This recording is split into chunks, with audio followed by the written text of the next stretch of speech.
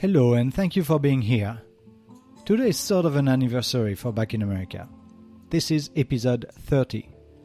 Since I started this exploration of the American identity, culture and values last November, I have recorded 30 episodes and almost as many amazing interviews. I wish I could speak with every one of the thousands of listeners who across the world hear the story I tell in this podcast. I wish I could ask you what you like and what you don't. I am grateful for the comments and reviews you have left on Apple Podcast, and please feel free to leave suggestions for the show on its Facebook page. You have asked for episode transcript, and I'm starting to transcribe them. It takes time, but the latest are transcribed. You will find them on the episode notes and on the podcast website at backinamericathepodcast.com. Stay safe and enjoy this installment. If you're tired of arguing with strangers on the internet, try talking with one of them in real life.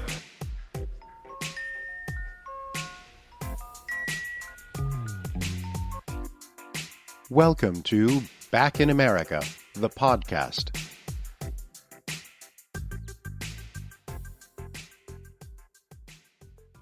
Hello, Marina Ahun or Ahun Baba Yeva. Welcome to Back in America. Thank you, Stan. Marina, you're an artist, and I would like you to tell me about your art. How would you describe your art style? My art style different. I move back and forth between two styles: realistic representation of subject matter and abstract, and between two mediums. When I'm looking for urban street scenes, that will become realistic painting. I use watercolor. When I do abstract painting, I use oil. And I have no idea what the painting is going to look like when finished. The painting dictates its own source. The process complement one another beautifully, and pure abstraction strengthens what I'm able to do when I'm paint realistically. Before being an artist, you began your career as an archaeological artist. Talk to me about some of the projects you worked on at the time. I drew all things archaeologists found in ground: coin, sculptures, terracotta, metal, or whatever they found. And where were you working at the time? That time I lived in Uzbekistan and married for native Uzbek. Uzbekistan is a Muslim country, and in 13 years I was in Uzbekistan, I never felt welcome. Sorry about the attitude toward Russians, who is almost all white people and blue eyes, living in Soviet black country after collapse, were uncertain, especially in Muslim one. Let's go back to your work at the time. You were an archaeological artist. You told us that you were drawing artifacts that were found. Where did they come from, those objects? From the ground. In Uzbekistan, especially in Samarkand, they have really big archaeologist object, and years they're working to find this big city and open and just work on that. Okay. Did you like your work at the time? Actually, I drew and I like what I did, and I see the result, and that result was published in a few books. You were born in the Ural Mountains of Russia. Tell me about your memories at the time? When were you born? What can you remember from that early time of your life? Oh, I was happy as any child around family and happy family. And I remember at the same time, I attended to middle school, music school, to study play piano, art school, and study ballet. My choice was art, but my sister's choice was play piano. So what year were you born? 1962. How old were you when you moved to study in St. Petersburg, and how did it feel moving from your birth city to this big city in Russia?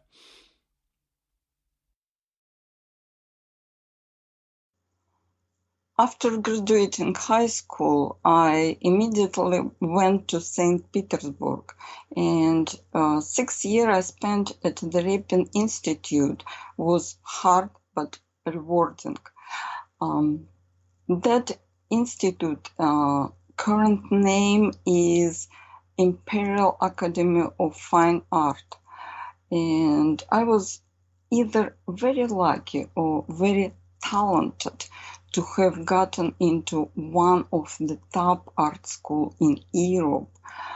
From what I have seen, American art education is not as difficult because they don't emphasize the importance of basic education in realistic style discipline, which one I think is important. And after study realistic discipline, you can move any other style easily.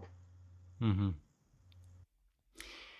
But I'm also interested in your impression of the city and the life that you lived in St. Petersburg, coming from the mountain of this industrial city and arriving in St. Petersburg. How did it feel?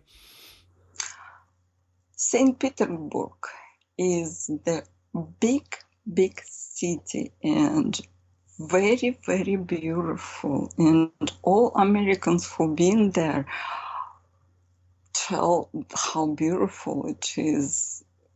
And I was impressed. And when I felt like not comfortable or something is going on in any way, I just went to the street, just walk around the building, enjoy it, and all my uncomfortable feelings went away. Were you living with other students at the time? Yes, of course. Yeah. So was it a fun period of your life?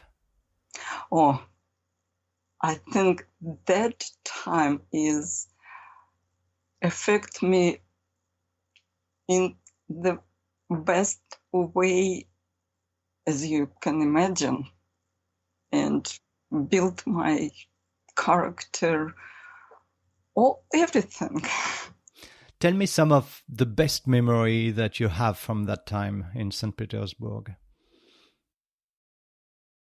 Oh, help.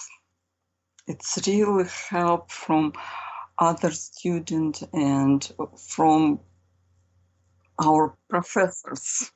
They are really high educated, and they teach us each, brush stroke, each pencil mark, but it was a really realistic representation, all subject matter, and we have to study hard. Mm-hmm. But that was some of your best memory, the help that you got from your fellow students and your professors. Yeah. Okay, I see you smile on camera, and I can imagine that it was a fantastic time of your life. So, despite all that, life was tough for you in Russia, and you decided to move to the US in 2002. Can you give me some of the reason why you decided to move to the US? Oh, reason was collapse of Soviet Union, because living in Uzbekistan and Muslim country under Muslim rules both as woman and as artist, it was really hard and difficult to everyone. So you arrived in the US, you applied for political asylum because of religious discrimination. That's correct, right? Yes, correct. My family, my husband, right now it's ex-husband, and my daughter came to United States, and we live as a family here. What are some of the things that struck you when you arrived in the US? What are some of the detail you remember of your first impression stepping in the US? Oh, freedom. Actually, when I first came to America, I lived in a Russian neighborhood in Trenton, because I had a friend in Europe who had a friend who knew someone here. It was just the way it worked out, because I didn't know anyone here. Did you speak English when you arrived? Oh, that time my English was really poor. So you say that one of the first feeling you had arriving in the US was freedom. But what are some of the visual image you remember from that time? You know, what are some of the things you saw that was like very surprising to you? Statue of Freedom. Some of my friends picked me up from airport, and I just look around and was just impressed. It was something what I never experienced in Soviet Union and in Uzbekistan. It's completely different architecture and completely different how people walk, how people talk, and how act between each other. Everything completely different. And different language. Yeah, of course.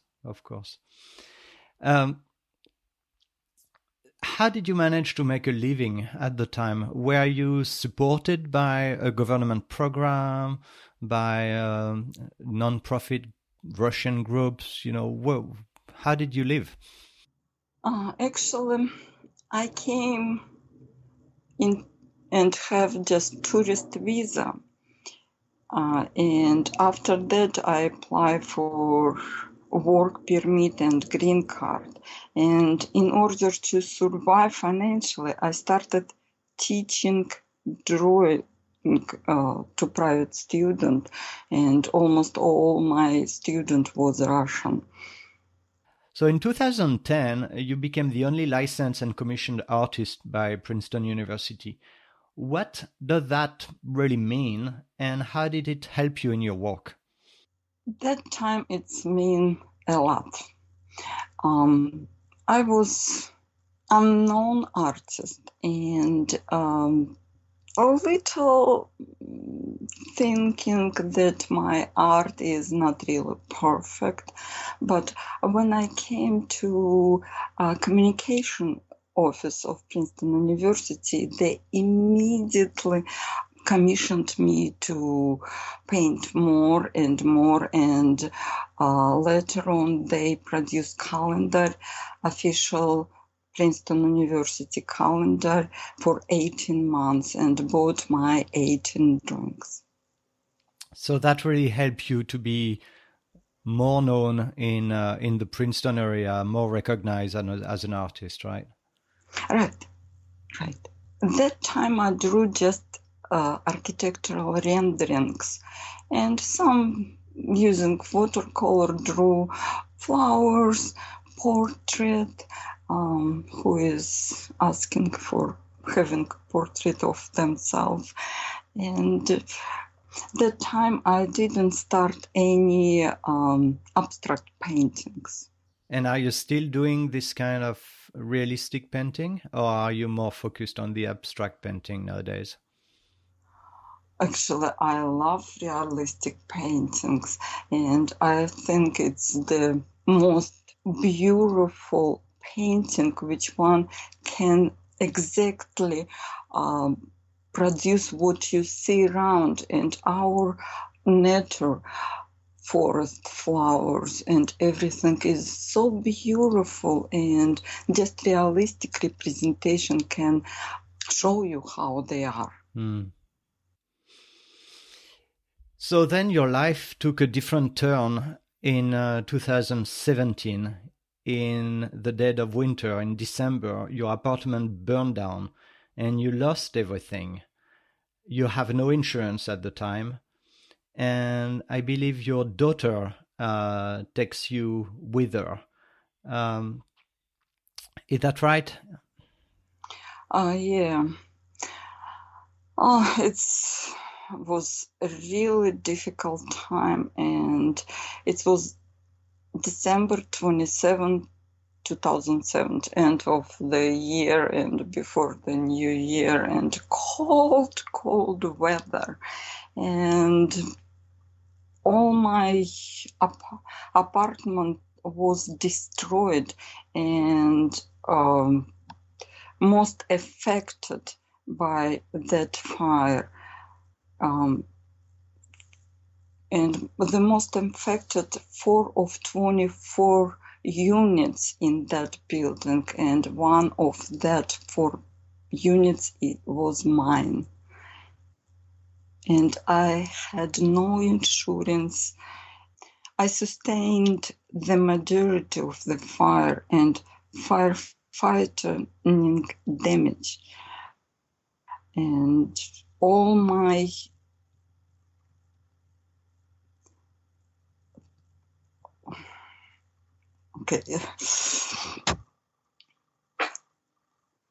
it's difficult to talk about this because I still didn't get any reimbursement, and I understand living without no insurance, renter insurance, it's really bad choice. And I can tell 7 of 23 surviving tenants had renters insurance, and not just me decide live in renter in unit as do not have any insurance. So sorry. Yeah. How has your life been since then?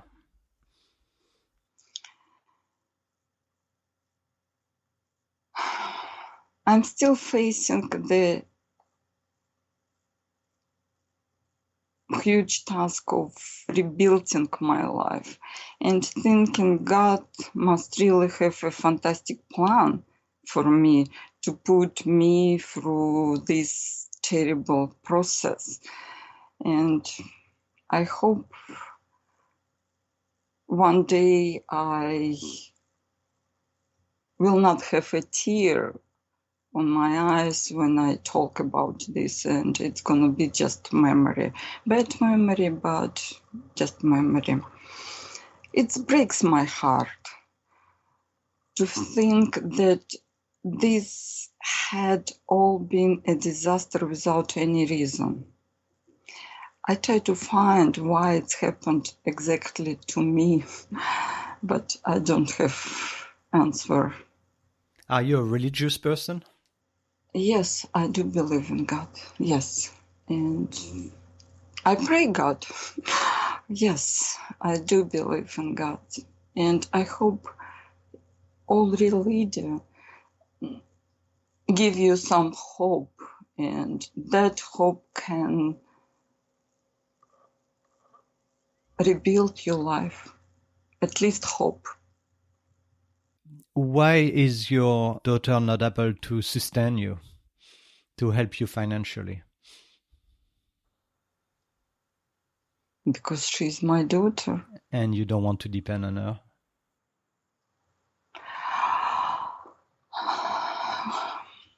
We help each other.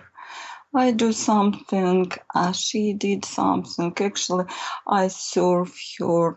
I care about the preparing of the food and clean everything. And she offered for me some support as food. We are living in difficult times, and this summer you were planning to teach at the Mercer Community College, but the summer camp where you were to teach has been cancelled. How did that affect you? Oh yeah, it's big effect. All coronavirus things and what happened with that COVID-19 affect everyone, and exactly who actually I lost the job, which one I think it's gonna help me survive. So what did you do when you learned that the job was cancelled? Pray God. Pray God this coronavirus disappear. How did you manage to just survive day to day without any revenue? I still work on my art and producing architectural rendering of Princeton University campus. Princeton University bought my 18 drawing. Right now I produced 10 more drawing and start new series of gargoyle and tiger of Princeton University, and I like how it's come out. And I made a postcard and selling this card through the Labyrinth bookstore and Princeton University Art Museum store, and I sold and still selling my decally drawing, so it gave me some sort of money. I just want to say how grateful I am that Share My Meal has been created assistance for people like me who are in need by providing food resources. So 3 times a week you receive a prepared meal delivered by one of the volunteers to your door, is that it? Yes, I received 3 times a week prepared food, and I'm grateful to Share My Meals people for amazing support. The rest of the time, where do you get your food from? I got food from Arm in Arm and Jewish Center, Family Center, and I participate to Corner Kitchen in United Methodist Church. So, given the situation and given all the hardship that you are going through, do you sometimes regret leaving your mother country? Oh no. No. I was really happy to born in Soviet Union, and at that time in Soviet Union was really powerful country, and life until Soviet Union collapse was really good, and I was happy live there, and I'm so glad that I was born there. But after 1990s, life in Soviet Union was so bad. and still not really comfortable, as I know from my friends. Do you have a message that you would like to communicate to people? Maybe something that your life experience has taught you so far? I think the most important that you never know what life will throw at you. And everyone can experience terrible tragedy like a fire or flood. And just need to calm down and pray God. And I think the lesson which one gave to your lifestyle supposed to be taken and have some study from that lesson. And I did.